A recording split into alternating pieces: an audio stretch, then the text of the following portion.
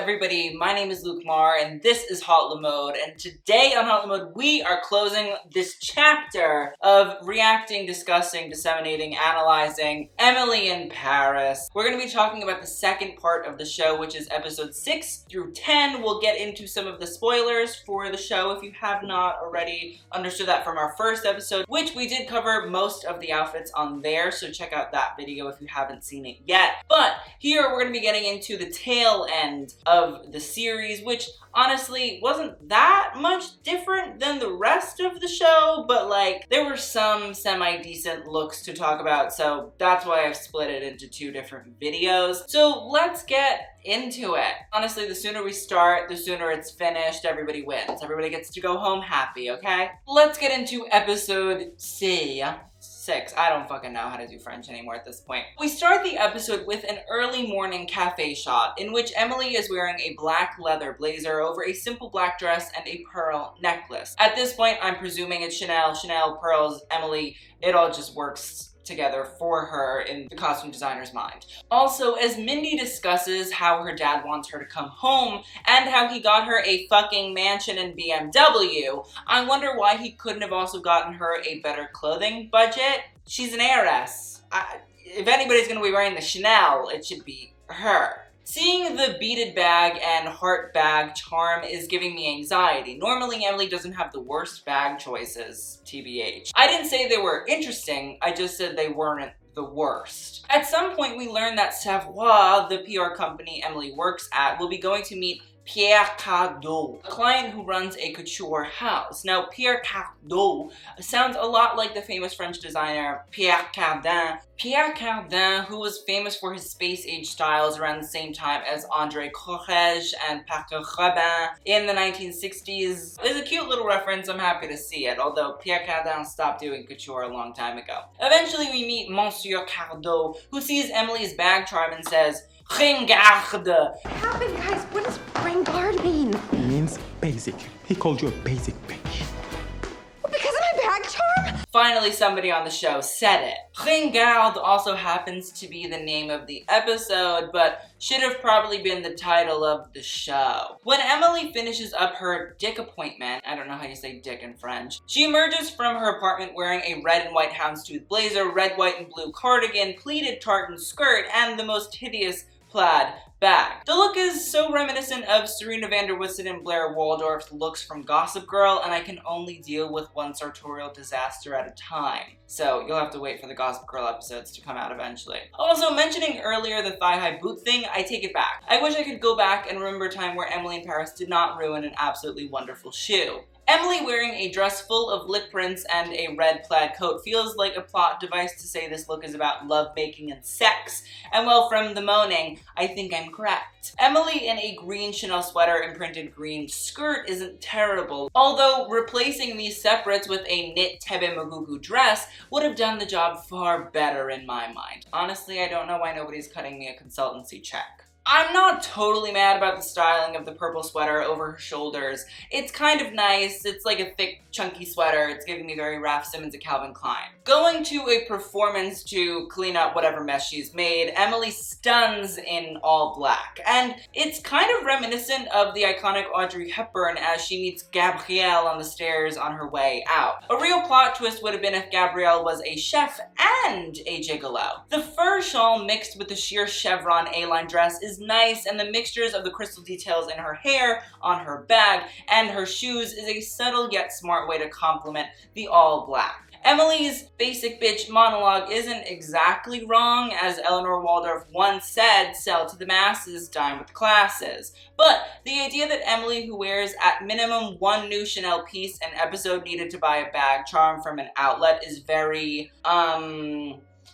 puzzling. The next day at the office, Emily's white casual look actually feels very French. Loose jeans, a graphic blazer, and heeled boots that are cute enough to not be called booties is working for me. I wish you'd stop trying hard to be fashion, because, well, the point of French fashion is to look like you're not trying hard at all. And what a good way to end the episode. Episode sipped. Okay, listen, I'm not mad at Emily's layered contrast stitching and purple printed look going on here. The blazer and skirt, while not matching, definitely complement each other enough to look cohesive, while the deep V-neck sweater vest covering a Poochie-esque printed button-down feels a bit 70s, but mixed with a more streamlined 80s skirt suit silhouette. It's really actually semi-refined and making me think a bit more about my hypothesis, and that it might actually be happening, but also now that I've said that, it's probably not gonna happen. I'm also not totally turned off to the idea of the white pipe transparent bag. The tinted plastic feels a bit more nuanced than the normal sheer. And then Emily puts on that stupid fucking Kangol pink hat, and I'm lost. Listen, I live for Kangol. It's absolutely iconic when you look at the rapid hip-hop developments of modern fashion, but on Emily in Paris, well, not anywhere near iconic. We were having such a moment, and now I question everything positive I've said. See, this is what happens when I say it out loud. Okay, I do find the actress that Emily has to mind very fun. I have a connection at Pierre Cardot. Isn't he dead?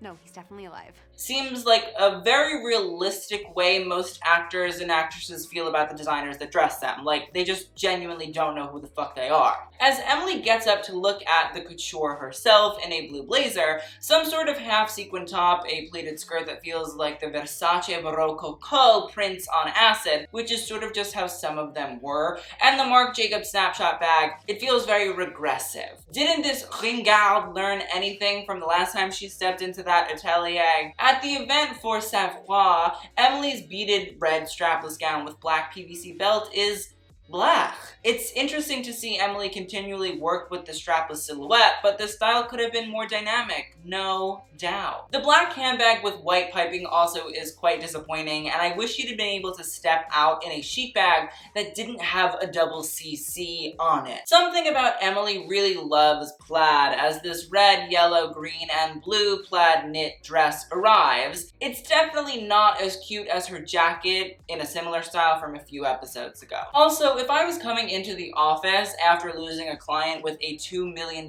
watch, I'd be dressing a lot better than that for when I apologize to my boss. I don't know what I'd wear, but I'd think about it. Oops, it's Eve, something with an H. Episode 8. Emily starts off episode 8 with a bit of a 60s mod look. A low plunging jacket with a color block sweater underneath in sky blue is paired over a gray miniskirt and knee-high white boots. Now, I didn't say it was a good 60s mod look, because if that was the case, we would have seen some Courage, a bit of Paco Rabanne, maybe even a Mary Quant miniskirt original, or even an elusive Yves Saint Laurent for Dior moment. But no, why the fuck would we ever get that? We'll just get another Chanel bag. I'm dreaming big at this point, but like, why shouldn't I? Nobody else on this costume design team is. On a trip to Champagne with her lover's girlfriend, Emily wears a truly graphic sweater. I mean, it's literally a graphic sweater in the sense of a fashion definition, but it's also quite graphic in the sense that a grisly murder might be prettier. Paired over it is now the classic HBA rain jacket, which again just seems like the worst garment in Hood Bayer's history to put on Emily.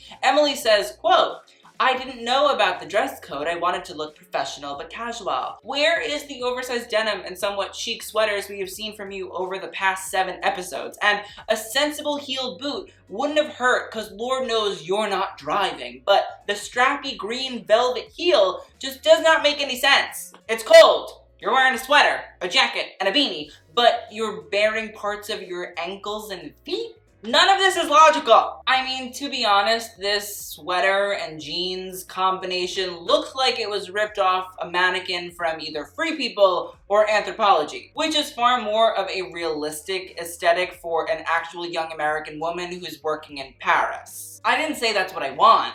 I'm just saying that's what probably would be happening. And you know the styling of the show is sad when I'm questioning if I would rather see Madewell or Chanel. After an exciting night, an exciting outfit emerges. When Emily in Paris wants to serve a bit of a look, They do it right.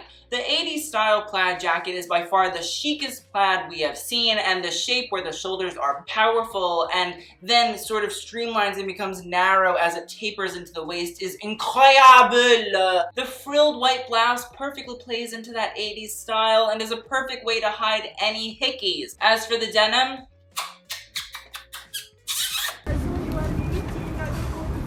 subtle, French, casual, it's what I need. This is by far my favorite look of the season. It is. As Emily wears the look to sit on the hot French man's lap, well, let's just end the show here. No need to take it any further, right? Like, we got the look, she's sitting on hot French man's lap, everything's good, let's just close it out. Episode 8? Well, let us continue, because unfortunately there's still 2 more episodes. And transition from one plaid to another as Emily's black and pink sweater, well, exists. Paired with a neon pink miniskirt and knee-high neon socks and neon pink shoes wasn't the worst way to pair it. After a meeting, Emily adds a neon trench coat, and well, I don't hate it because I guess I've become accustomed to the color and the fact that Emily tends to lean on it. I also like the shearling bag, so she can stay, I guess, too. The 80s really are in to some. Between Emily's love of neon and the 80s power jackets seen here in black with pink section that are covered in fashion illustration prints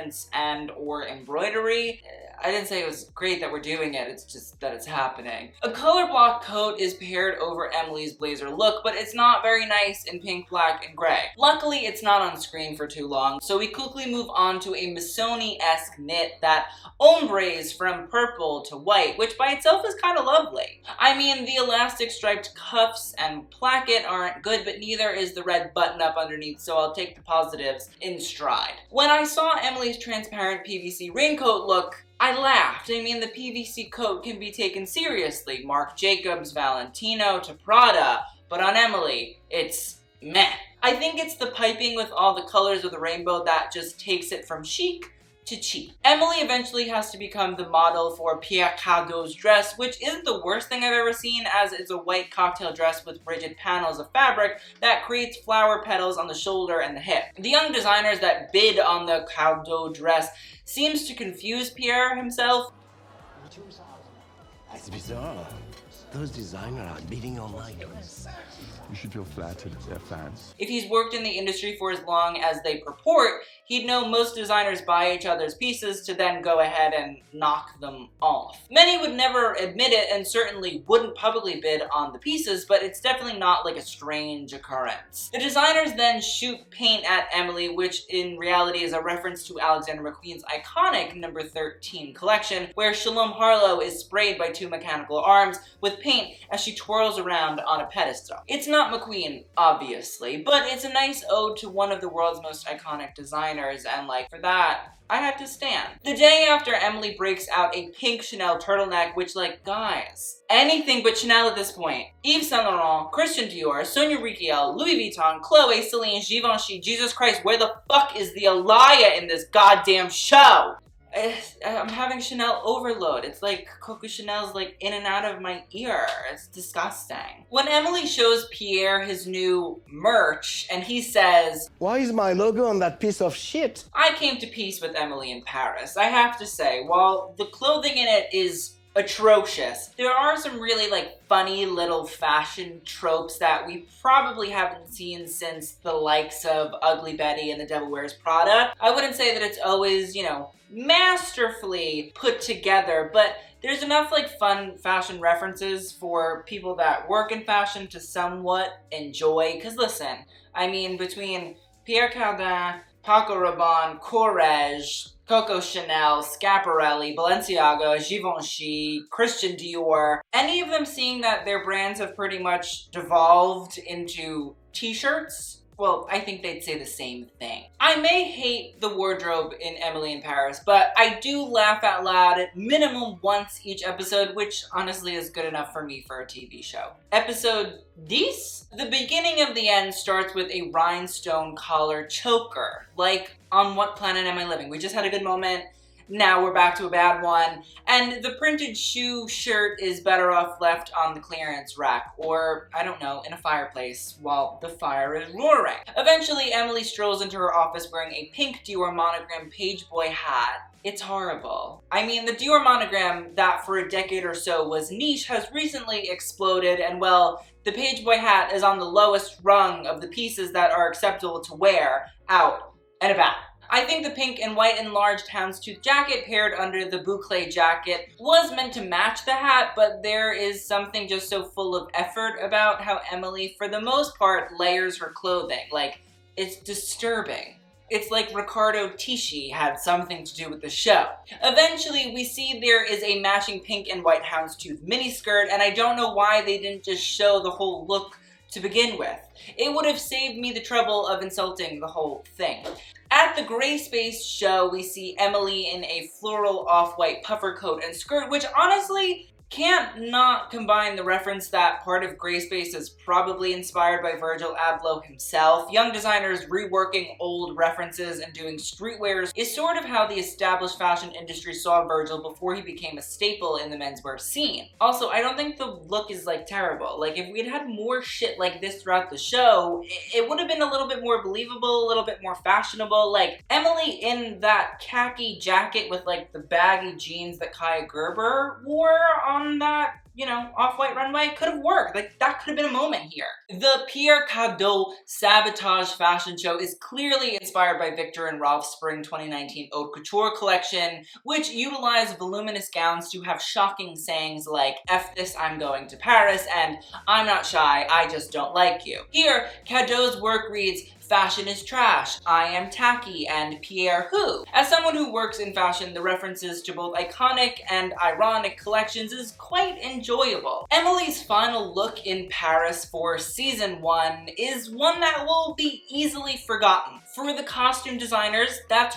really, really, really bad. For us, maybe it's a blessing in disguise. A red dress with sheer stripes is uninteresting, and a navy blue blazer with gold buttons on top makes it even cheesier. A red and blue beret and red and blue bags also don't help to make it any better. Having Emily wear an iconic vintage Chanel look like any of these ones that are on the screen could have been a great way to end out the season, but I know that that's just never gonna happen at this point. I'm really hoping that season 2 delivers us something interesting. Overall, Emily in Paris is a delightful show that I personally enjoyed, with sweet little nods to the fashion industry that I can really truly appreciate. Like, they did their research in the writing, not in the costume department. But Emily's wardrobe at times is far too expensive to be realistic, far too gauche to be likable, and really doesn't know what it wants to be, unlike Emily. I hope there is a second season, and I hope that the clothing can catch up with the storyline and quickly. Also, just to end this out, we stan Julienne's suits. Like, the entire season, Julienne, Julienne, Julienne, Julienne, icon, legend, star. So that is the end of the video. I hope you guys enjoyed. I will see you guys on the next one, and